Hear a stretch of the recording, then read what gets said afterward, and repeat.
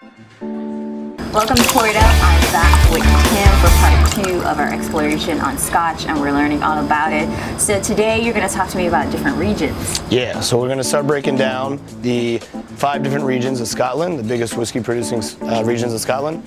So your 5 big ones, you have Speyside, your Highlands, your Lowlands, Islay, and Campbelltown. Nice. So what is this one? So the one we're starting with is Auchentoshan and 3-Wood. This is from the Lowlands.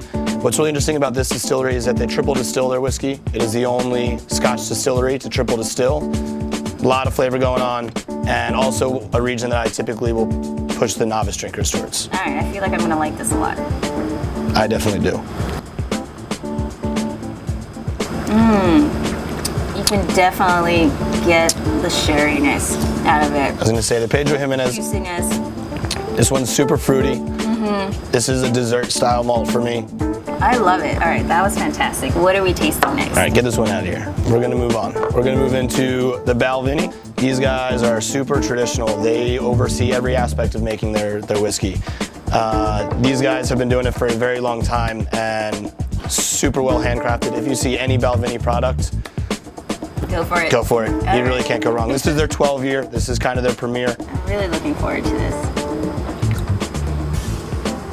Yeah, this is one you can find at most liquor stores. The price point's pretty good on it. I think. Excellent.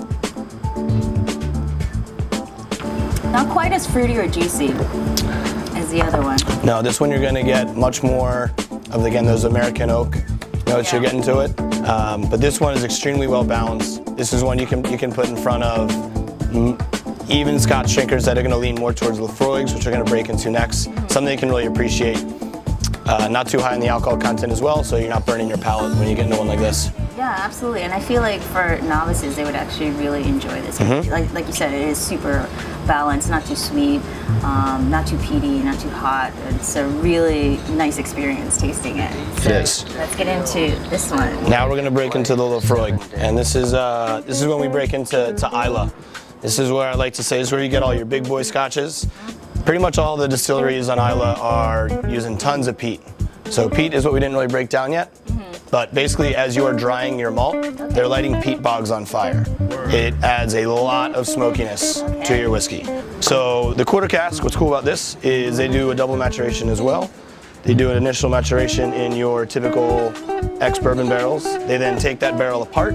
They rebuild it to a quarter of the size. Wow, interesting. Yeah, it's pretty cool. I mean, again, when you get into sherry casks and port casks, you're looking at different sizes. The reason you're using a quarter cask is it changes your whiskey to wood ratio.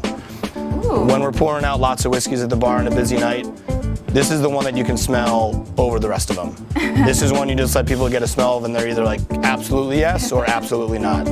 And for me, this is what I look for. If you enjoy like a campfire or a cigar, this is the one to go to. Yeah. So. Wow. This totally different than what we just tasted. Different. So we started off kind of sweet, and we were very balanced, and now we're like, right, we put our big boy pants on. Yeah. And we're right in the midst of it, but a very like peaty, smoky, all the flavors that you get in your mouth. It's just like incredible, the difference between each of them. Yeah, and so that's how you see the different regions shine through. Again, you're looking at different climates, different water sources. All these warehouses that they age the barrels in, they're open warehouses. So as the seasons change, the barrels change. They expand and contract in the summer and the winter. Same as they do in Kentucky. The difference in Scotland is that your climate's a lot more mild. So it takes a lot longer for a lot of these spirits to age, which is why you see a lot more 12, 15, and 21-year-old single malts. You don't see that as much in the world of bourbon. They age a lot quicker in most of the parts of the United States. Well, I'm really enjoying learning everything from you about Scotch, so come back to us for the final part 3. Blind taste test. Yeah, blind taste test. So join us next time on MyNEWPhilly, where something's always new and everything's always Philly.